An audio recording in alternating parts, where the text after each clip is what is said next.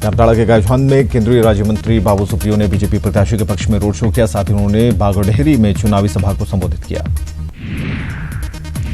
नेता हेमंत सोरेन ने जामताड़ा के मालवा में चुनावी सभा को संबोधित किया। साथ ही एनडीए पर हमला बोलते हुए महागठबंधन के प्रत्याशी शिबू सोरेन के पक्ष में वोट मांगा। फागुड़ में बीजेपी विधायक वीरेंद्र नारायण ने रोड शो कर फिर से नरेंद्र मोदी को प्रधानमंत्री बनाने की अपील की। रोड शो में सैकड़ों बीजेपी कार्यकर्ता शामिल थे।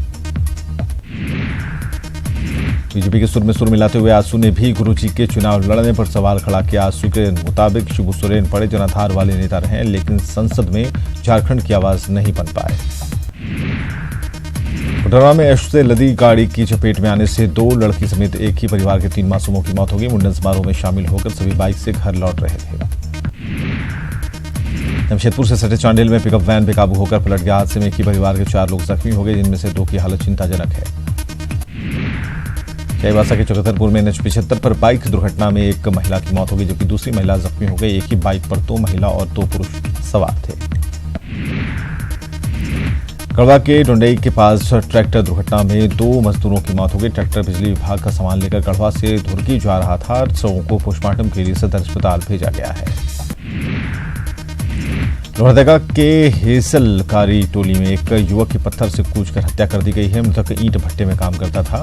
फिलहाल पुलिस मामले की छानबीन में जुटी है। चाईबासा में रोरो डैम में नहाने के दौरान डूबने से संत विवेक स्कूल के 10वीं की छात्र की मौत हो गई। मृतक अनुराग पुद्दार दोस्तों के साथ डैम में नहाने गया था। चाईबासा के चकतरपुर में लीची तोड़ने के लिए पेड़ पर चढ़ा 13 साल का रोहित हाईटेंशन तार की चपेट में आ गया। इससे पेड़ पर ही उसकी मौत हो गई। रामगढ़ के सीसीएल की कुलियरी से कोयला हेराफेरी के मामले में कोयला लदे 3 ट्रकों को जब्त किया गया है। पुलिस ने 2 ड्राइवर को भी हिरासत में लिया। देर रात तक पुलिस की जांच चलती रही। रामगढ़ के बतानी नगर में खनन विभाग की कार्रवाई से पत्थर माफियाओं में हड़कंप है। कार्रवाई के दौरान गिट्टी और स्टोन चिप्स लदे 6 से अधिक ट्रैक्टर और डंपर को जब्त किया गया। रांची में स्थानीय लोगों ने लड़की को ऑटो ड्राइवर के चंगुल से बचाया। लड़की उड़ीसा से काम की तलाश में रांची पहुंची थी, लेकिन ऑटो ड्राइवर मौके का फायदा उठाने की कोशिश कर रहा था।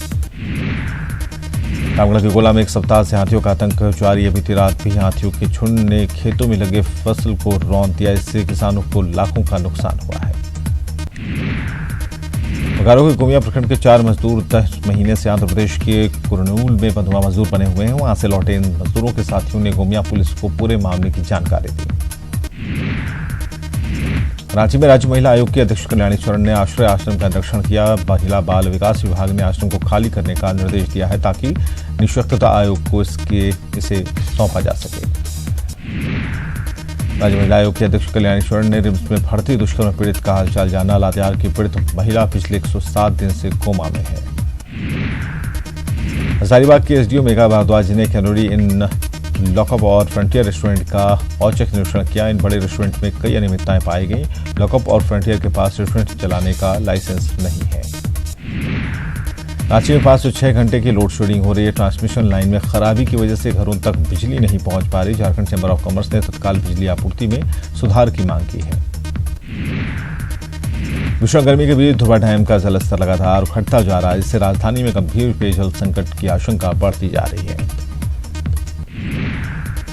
बोकारो 50 में पेयजल संकट गहरा गया है। पानी के लिए ग्रामीणों को सरकारी नलों की लाइन पर जद्दोजहद करनी पड़ती है। लाखों की जलापूर्ति योजना के बावजूद 50 निवासी परेशान हैं।